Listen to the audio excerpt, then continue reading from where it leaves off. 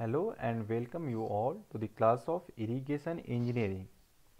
In the previous class, we have studied about the water absorption, means how the water is taken by the roots and what are the different zone of these roots. We also studied what should be the interval of irrigation, means what should be the time period between two successive watering. So, on the basis of different terms like saturation capacity, field capacity and wilting point, we provide the water. Okay. So, we know there are some the water present into the soil can be termed as this gravitational water or hygroscopic water or capillary water. So, gravitational water means when the water when the field gets water through irrigation either by rainfall or artificial irrigation, then all the voids get saturated. As in the first picture, we can see in the first picture, if all the voids get saturated, that is degree of saturation becomes 100%, that point is called saturation capacity. But due to gravity, some parts of water can easily drained out, and that water is called gravitational water. But due to this capillary fringe or this due to capillary action, some water is held up into the soil and that is used by the crops, or that is taken by the root of that crop. That is called capillary water and that is also called available water. Okay. And there are some parts of water which cannot be taken by the roots. Okay, that is called hygroscopic water. Hygroscopic water means when we keep oven dry soil in the open environment, then it absorbed the water. Okay, and a thin film of water is made onto the soil solid. Okay, and due to adhesion, that water is always present on the soil solid and which cannot be easily extracted by the roots. Okay, so that is unavailable of water and is called hygroscopic water. So, today we will study how much amount of water is required for the proper growth of that crop. It means in today's lecture we will study the water requirement of the crop. Okay. So, if a water resource engineer has to design a project, irrigation project, then he or she must know the water requirement of that crop. Okay, related to that or in regard of that, he or she can only plan the irrigation scheme. So, it becomes very essential, essential to know the water requirement.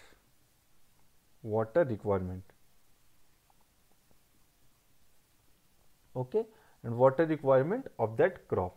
Okay, so before proceeding into the detail of this chapter, we must know few terms. Okay, so the first term we should know, that is crop period. Crop period. This crop period means, this crop period is the time duration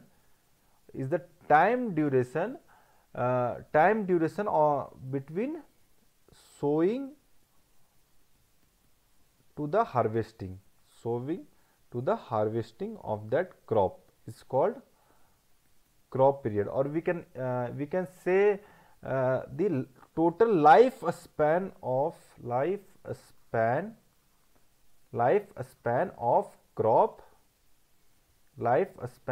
crop is called crop period. Okay. The next term is called base period.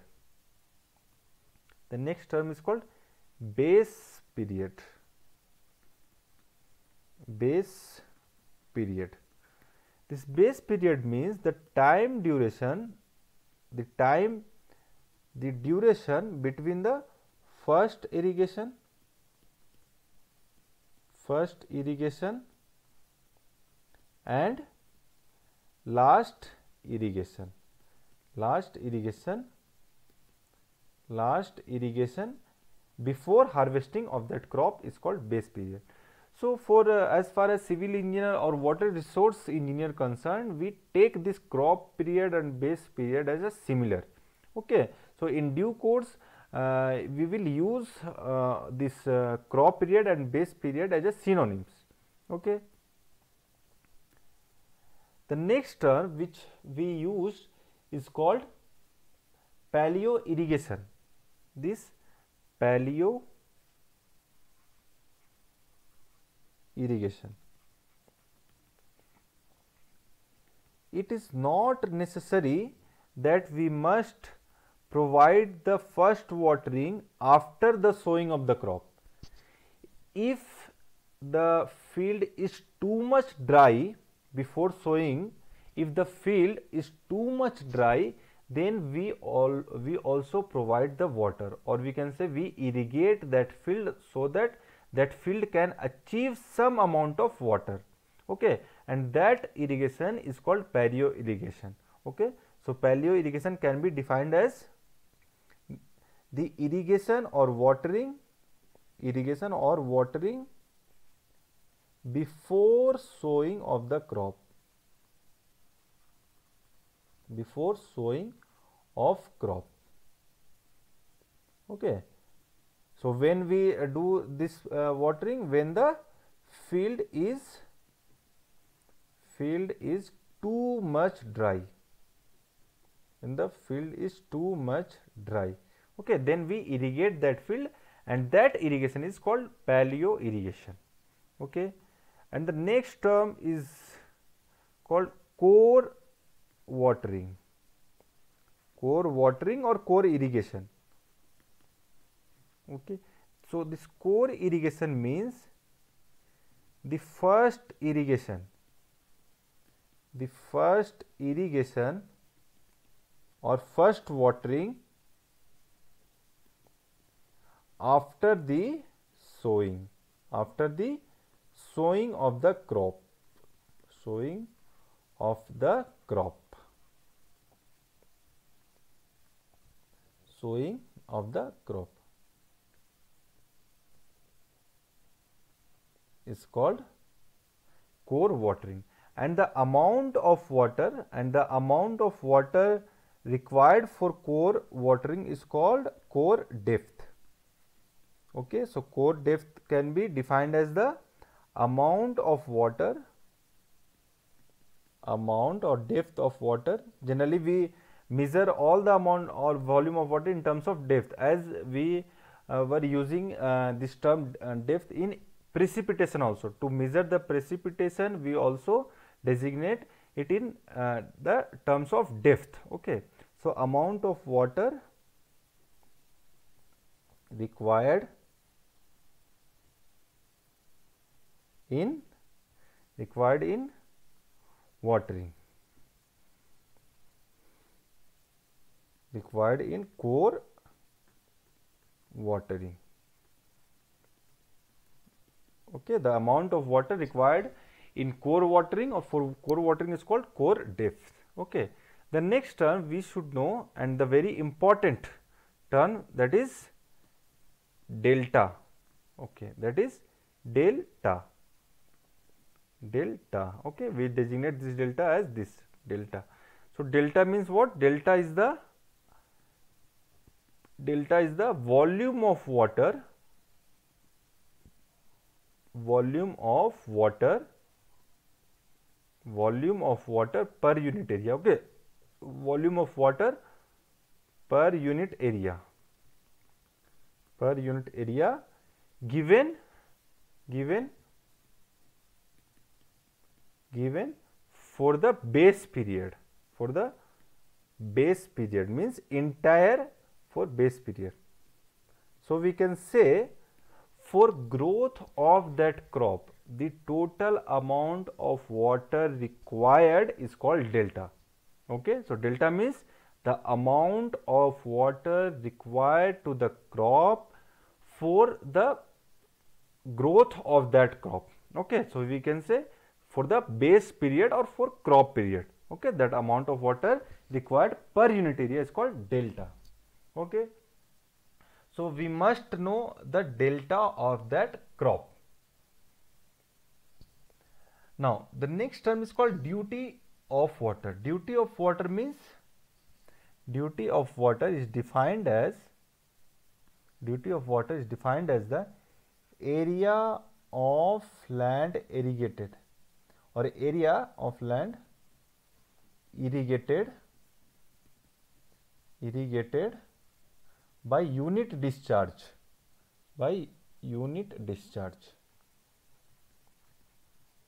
is called duty of water. Okay, mathematically we can say when we provide 1 cubic of water throughout the base period,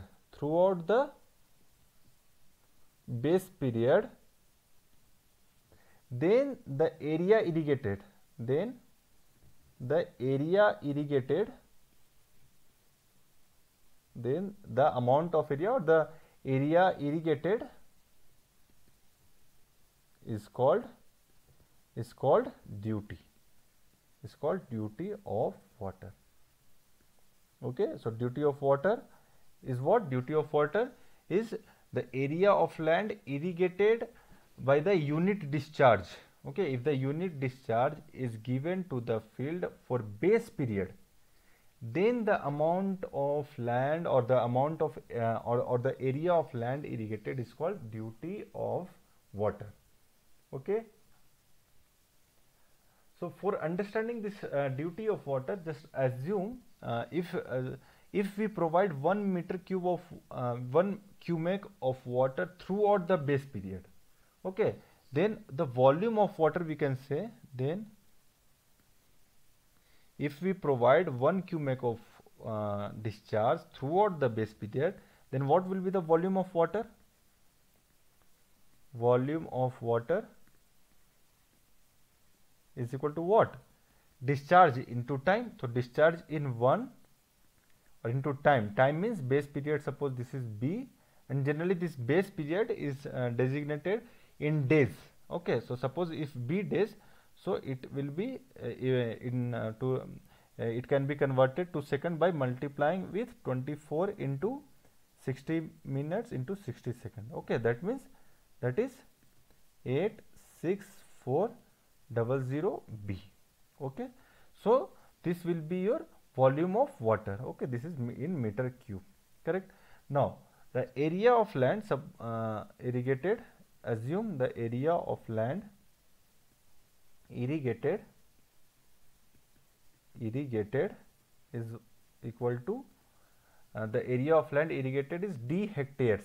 Okay, so d into 10 to the power 4 meter square. Okay, so suppose by providing 1 cubic of water for base period B, the area of land irrigated is d hectares. Then what will be the volume of water? What will be the volume of water? Volume of water per unit area. Per unit area is equal to what? Total volume, that is 86400 B divided by total area, that is D into 10 to the power 4. Okay, so this volume of water per unit area is called what? It is called delta. As we have just studied, delta is what? Volume of water per unit area given for the base period. Okay, so this volume of water we can say this volume of water per unit area is called delta. So delta is equal to this, if we divide 10 to the power 4, so it can be written as 8.64 B by duty, that is D. Okay, so remember this formula. This is a very important formula.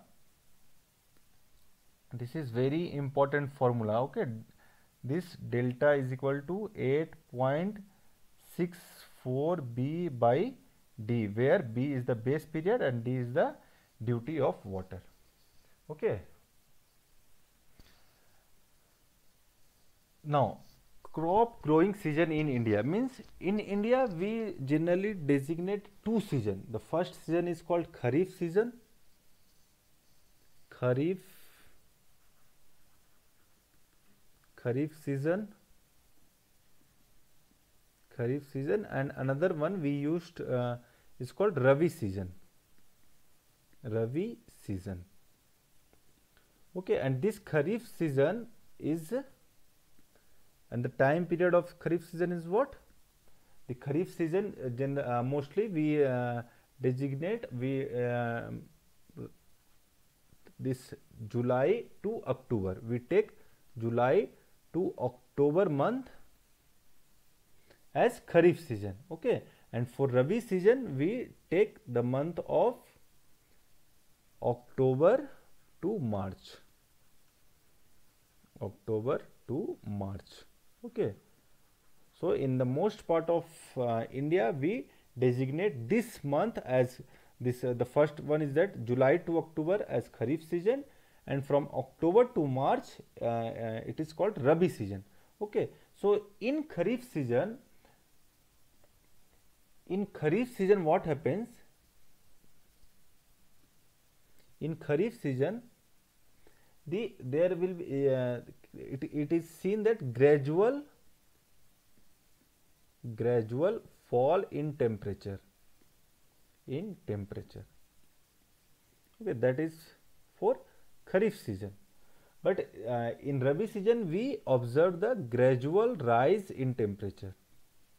Gradual rise in temperature. Okay, so always remember this two season. The first one is Kharif season, which occurs in July to October, and the month or the span between this October to March is designated as Rabi season. Okay, in India. So this irrigation water or the water required to the crop is fulfilled by two ways. The first one is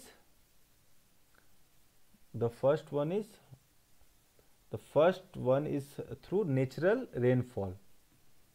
The first one is natural rainfall.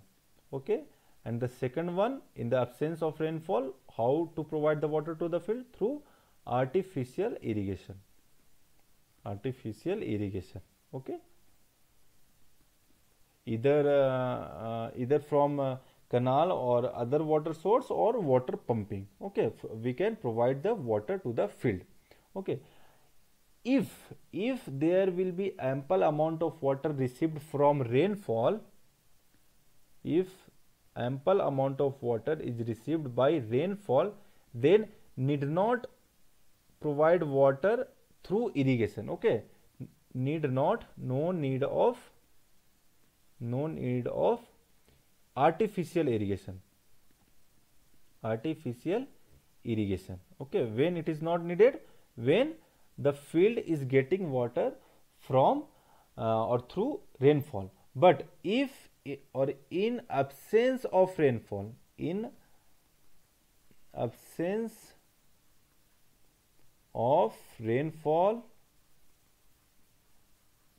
artificial irrigation becomes necessary. Okay, artificial irrigation becomes necessary. So we can say the intensity of irrigation, the intensity of artificial irrigation. Okay, intensity of artificial irrigation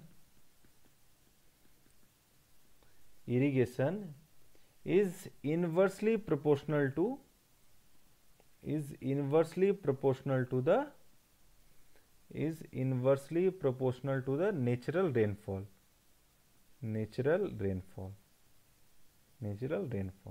Okay, so when the water is coming from rainfall, then need not provide the water through irrigation.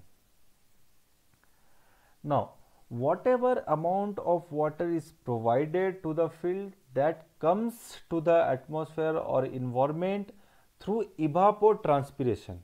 Okay, so evapotranspiration means this is the combination of two processes.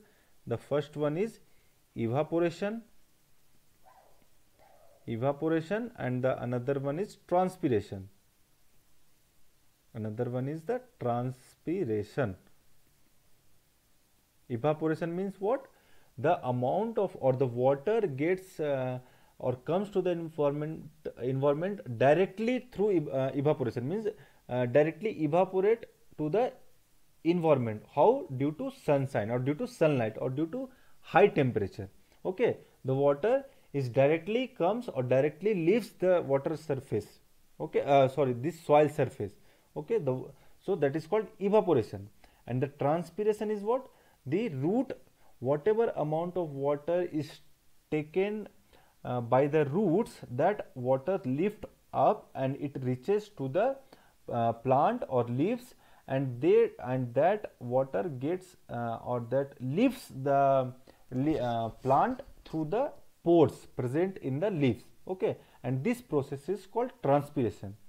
So whatever amount of water is taken by the crop from the soil, 95% of water, okay, 95%,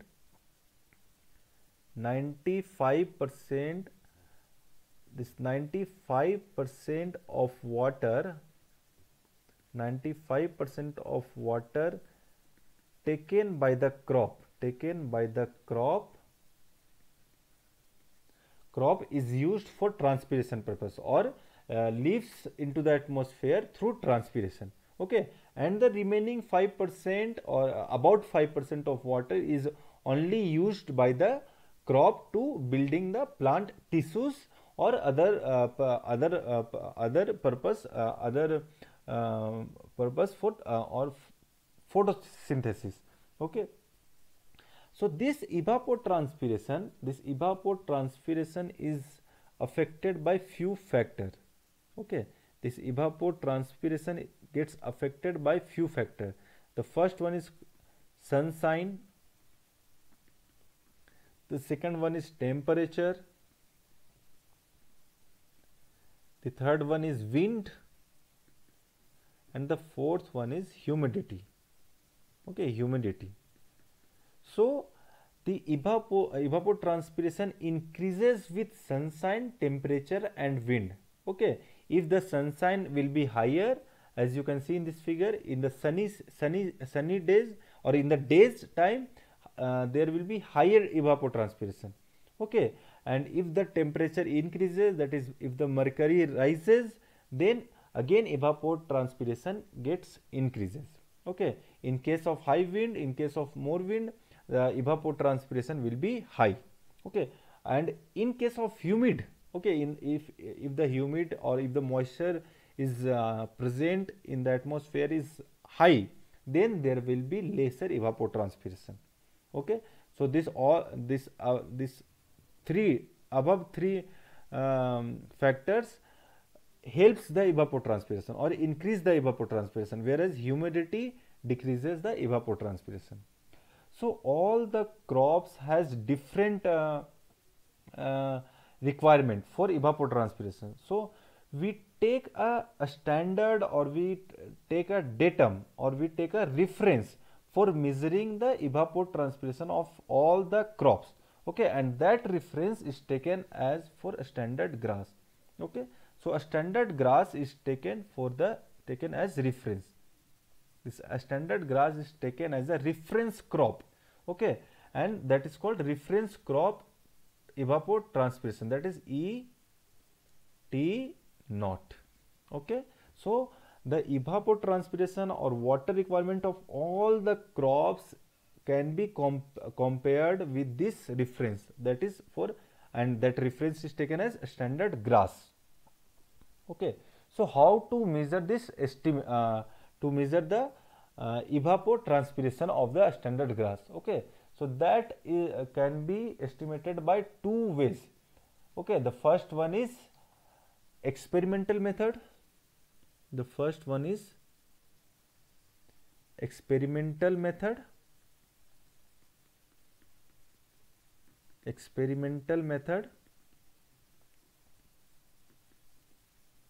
okay, experimental method, and the second one is theoretical method or empirical formula. Empirical formula. Okay, so in experimental method we used evaporation pan. Evaporation pan for measuring the evapotranspiration of the standard gas. And in empirical formula there are several methods given by scientists, like the first one is Blaney-Creedle method. Blaney-Creedle method or Blaney-Creedle formula, and the another one is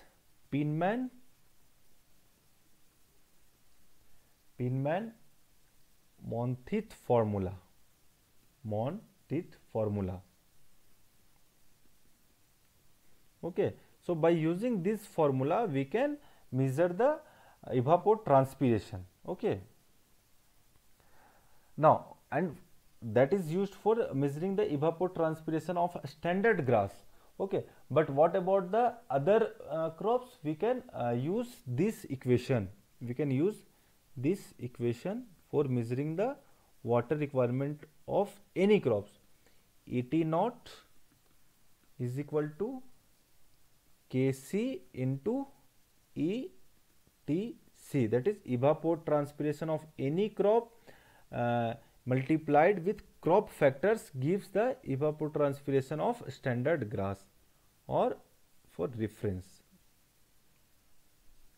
Okay, so for today we are stopping this lecture here, and we will proceed in the next class. Okay, thank you.